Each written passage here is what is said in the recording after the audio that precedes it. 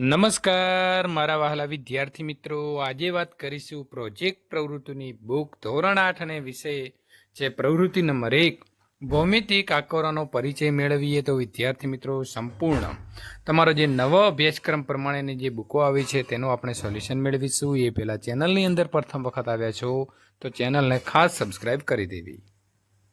તો વિદ્યાર્થી મિત્રો, આ પ્રકારની તમારી બુક આવેલી છે અને આની અંદર તમામ અલગ અલગ વિષયના જે છે તે આપણને પ્રોજેક્ટ પ્રવૃત્તિ આપેલા છે. સંપૂર્ણ પ્રથમ તમારે જે છે તે જાતે સોલ્યુશન કરતો રહેવાનું છે અને ત્યારબાદ તમે તમારા જવાબનું વેરિફિકેશન અહીંથી કરી શકો છો.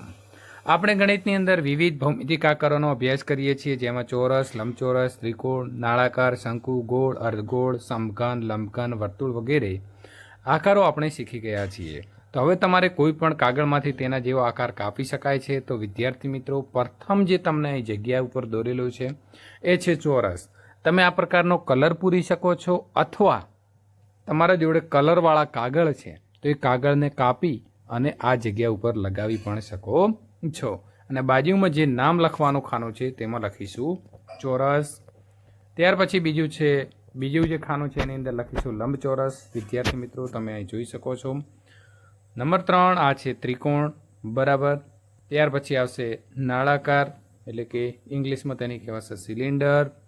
શંકુ છે એટલે કે કોન, તમે કાઢો જશે વિદ્યાર્થી મિત્રો, તો આને આપણે કહીશું શંકુ. તો અહીંયા પેલા કલર અથવા તો વિદ્યાર્થી મિત્રો તમને કાગળ જે છે તે કલર કરવાળા કાગળ પણ તમે ચોંટાડી શકો છો. વર્તુળ એટલે કે સર્કલ.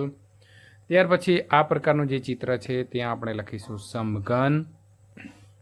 ત્યાર પછીના ચિત્ર નંબર 8 માં લખીશું લંબઘન. ચિત્ર નંબર 9ની વાત કરીએ તો અર્ધવર્તુળ છે. આ પ્રકારે જે છે તે ત્યાં ઊંધું ચિત્ર આપેલું છે. તો વિદ્યાર્થી મિત્રો, ઊંધું હોય કે સીધું હોય, મૂળ જે આપણે સમજવાના છીએ તે અર્ધવર્તુળ કહેવાશે. તો સંપૂર્ણ જે છે ત્યાં